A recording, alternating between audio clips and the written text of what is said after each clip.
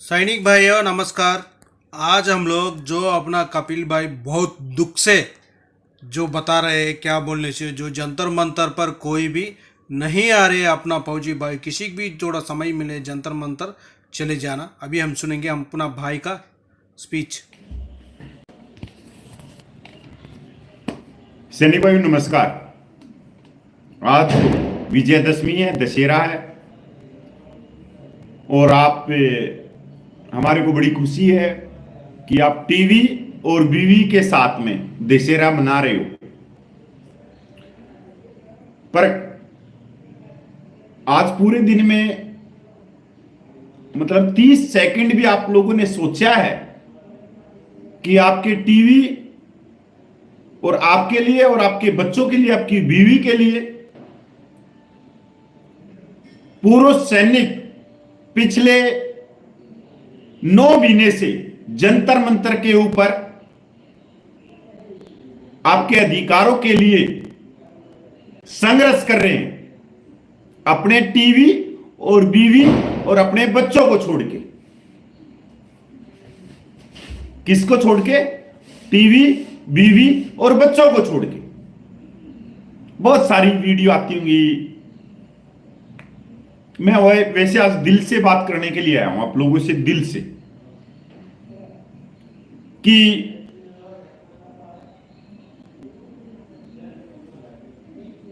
ब्रिजबीर सिंह बल्याण जी, नमस्कार जी आपको, राम राम जी आपको। टीवी और बीवी और बच्चे क्या आपने छोड़े 9 महीने में? और जो छोड़ के जंतर मंतर पे आप लोगों के लिए संघर्ष कर रहे हैं, क्या उनके बीवी या उनके घर पे टीवी नहीं है? वो नहीं देख सकते? कुछ तो शर्म कर लो कहीं तो यार। तुम भगवान के पास में चले कैसे जाते हो? मत्था कैसे टेक लेते हो तुम? मंदिर में, मस्जिद में, गुरुघर में अपने कैसे मत्था टेक लेते हो तुम्हें? कि तुम्हारे भाई अपने परिवार को छोड़ के तुम्हारे लिए संघर्ष कर रहे हैं, और वो संघर्ष आपके बच्चों के लिए, आपकी बीवी के लिए, आपके टीवी के लिए। आप रहो ना रहो, उनके अधिकार को कोई नहीं छीन सकता। जो असमानता हो रही है 75 सालों से, उसके लिए वो संघर्ष कर रहे हैं। पूरे दिन व्हाट्सएप पे तहलका मचाए रखते हो। कांग्रेस, बीजेपी, आम आदमी पार्टी, कभी ज्ञान के कैप्सूल छोड़ते हो उसके अंदर, कभी धार्मिक फोटो छोड़ते हो, कभी भगवानों के फोटो छोड़ते हो। पर 25 नवंबर को चलो दिल्ली, नहीं। अरे सुनो, तुम अपने बच्चों के भी पाप के भागीदार हो, अपनी फैमिली के भी पाप के भागीदार हो, कि तुम्हारे लिए, तुम्हारे बच्चों के लिए कोई सैनिक भाई जंतर मंतर पे बैठे हैं पिछले 10 महीने से, अपने बीवी बच्चों को, टीवी को छोड़ के। तो शर्म आनी चाहिए आप लोगों को। हमारे भी हैं बीवी बच्चे, टीवी भी है मेरे घर में, बड़ा नहीं है, 48 का 56 इंच का टीवी, छोटा सा टीवी, बीवी भी है। मैं तो कहूंगा बेशरम, गए गुजरे कहूंगा मैं, जो अपने अधिकारों की आवाज नहीं उठा सकते, तो दूसरों के प्रति क्या जियोगे तुम? जबकि धर्म यह कहता है, आप किसी भी धर्म में चले जाओ, कि दूसरों के प्रति, इंसानियत के प्रति, उसको न्याय दिलाने के प्रति, अगर उस पर शोषण हो रहा है तो उसके प्रति आगे बढ़ो और एक कदम आगे लो और न्याय दिलाओ, तो स्वर्ग मिलेगा। या खोजते रहो कीर्तन भजन में, मेरे को मिल जाएगा स्वर्ग, बाबा जी का मिल जाएगा, ऐसे नहीं मिलता। सैनिक भाइयों, वो आरपी मिलिट्री सर्विस पे प्रीमेच्योर रिटायरमेंट, जेसो रैंक की विसंगतियां, एक्स ग्रुप की विसंगतियां, मेरी 7.5 लाख माता बहनें, सैनिक विधवाएं, एक आस लगा के बैठी है कि जंतर मंतर वाले सैनिक है ना, वो सैनिक है जिन्होंने 62, 65, 71 करगिल के अंदर दुश्मनों के दांत खट्टे करे। भाई बिल्कुल हमने तो दांत खट्टे करे भाई, हमसे से नाम रहे। पर मेरी माता बहनों को यह बताना चाहता हूं कि जो 24 इंच की साइकिल चलाने वाले हैं वो घरों में बैठे हैं,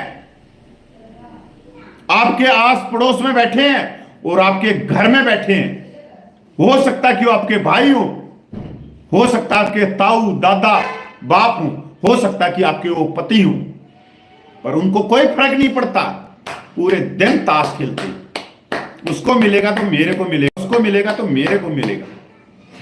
मतलब खुद खाएंगे नहीं कमा के, दूसरे के ऊपर चल रहे। शनि भाई आज दशहरा है, आप लोगों को मालूम है कि दशहरा क्यों मनाया जाता है? अधर्म पे धर्म की जीत, अत्याचार पे न्याय की जीत, भेदभाव के खिलाफ समानता की जीत, न्याय की जीत, इसीलिए तो बनाया जाता है। और तुम पूरे दिन ये WhatsApp WhatsApp WhatsApp WhatsApp WhatsApp WhatsApp WhatsApp university. मेरे हिसाब से आज किसी मेरे पास में 5-10 मैसेज आए होंगे। जो आदमी अपने 24 घंटे में अपने जो बुजुर्ग बैठे हैं जंतर मंतर पे, जो उनके भाई बैठे हैं, ठीक हमने एक कोख से जन्म ना लिया पर एक थाली में खाना तो खाया है। अरे एक ही मूवमेंट ऑर्डर था, एक ही एलआरसी थी, एक ही यूनिट थी और एक ही बॉर्डर था। वो अगर अपने भाइयों के बारे में नहीं सोच सकते कि वो बैठे हैं जंतर मंतर पे टीवी और बीवी को छोड़ के, तो भाई शर्म किसको आनी चाहिए? उनको आनी चाहिए, आपको आनी चाहिए, आप लोगों को आनी चाहिए। मैसेज आते हैं, मेरी उम्र 80 साल होगी, मैं आना तो चाहता हूं। हाँ तू आना चाहता है, 80 साल का हो गया, बात कर सकता है फोन पे, हैं फोन पे बात कर सकता है, फोन नंबर को रिकॉर्ड कर सकता है। अरे 94 साल का पंजाब का सूबेदार प्रगट साहब, वो सबसे आगे आके खड़ा होता है, 94 साल का, और तुम 80 साल के, 70 साल के, 65 साल के। अरे कुछ तो शर्म कर लो कि तुम्हारा बड़ा भाई जो सूबेदार प्रगट साहब वहां छाती लगा देता है, क्या उसको मिल जाएगा? अरे 94 साल में उसकी तो पेंशन भी डबल हो रखी है, वो 31,000 से सीधा 63,000 रुपए पूछा हुआ है, प्लस डीए। और वो तुम्हारे लिए जंग लड़ रहा, तुम्हारे लिए संघर्ष कर रहा, तुम्हारे न्याय की आवाज उठा रहा। भाई बहुत, मैंने तो नहीं देखा ऐसा, मैंने इस तरह का नहीं देखा, इस तरह के वाक्य नहीं देखे कि 1 मिनट में आ जाओ, बल्ले बल्ले की खबर 10 लाख पे पहुंचा देते। बल्ले बल्ले की खबरों ने सब बेड़ा गर्क कर दिया आप लोगों को। और ये नहीं मालूम कि आज तो कपिल फौजी भोग रहा है, ये सबका सैनिक संघर्ष कमेटी जंतर मंतर से भोग रही है। पर 2024 बहुत मैन है, 2024 में 3rd 1 रैंक ऑन पेंशन आएगी। जेसीओ रैंक की तो शुरुआत 1 रैंक ऑन पेंशन 2015 में कर दी थी कि बाहर करो 298 रुपये से। Second 1 rank on pension I, circular से ही बाहर कर दिए। अरे रिंग रोड छोड़ो, बाईपास रोड भी ना पकड़ाया। सेकंड 1 रैंक ऑन में सिपाही से हवलदार तक 2300 रुपये की बढ़ोतरी होगी। और जो जुलाई 2024 में आएगी उसमें सिपाही और हवलदार भी बाहर जाएंगे। ये 1 rank on pension officer rank officer pension हो गई। आपकी जेब से पैसे छीने जा रहे, और ये पैसे कोई इनाम नहीं है, कोई हमारे ऊपर की दया कर रहा है, हमारे ऊपर नहीं कर रहा कि हमने पैसे दे दिए। सरकारें आती हैं जाती हैं, सब कुछ होता है, पर सैनिक आता जाता नहीं है। सैनिक इस देश की रक्षा करता है। हमने देश की रक्षा करी है जब हमारे को 140 करोड़ लोग अपने टैक्स पेयर से हमारे को पैसा दे रहे। और ये नेता 5 साल में ना ग्लेशियर देखा, ना रेगिस्तान देखा, ना कि मोर देखा, 4-4 पेंशन लेके घूम रहे फॉर्चूनर गाड़ियों में। आप अपनी पेंशन को नहीं बचा सकते और उनको वोट दे रहे हो, वही वोट तुम्हारी पेंशन को खा रहे, तुम्हारे अधिकारों को खा रहे। मतलब तुम्हारी वोट तुम्हारे अधिकारों को खा गई। सैनी भाई देखो, होता है थोड़ा, मतलब आदमी अप डाउन होता है कि उसकी जो भावनाएं निकलती है दिल से कि मेरे प्रीमेच्योर रिटायरमेंट हैं, जो 2015 के बाद में रिटायरमेंट आए हैं, वो आज नहीं बोल रहे, पर वो जो जुलाई 2024 के बाद में वो घरों से बाहर निकलेंगे, तब कपिल फौजी नहीं मिलेगा, सबका सैनिक संघर्ष कमेटी नहीं मिलेगी, नलिन तलवार नहीं मिलेगा, हरपाल नहीं मिलेगा, एसपी गोसल साहब नहीं मिलेगा, जनकराज गोपाल नहीं मिलेगा, क्योंकि सब अपने घर पे चले जाएंगे।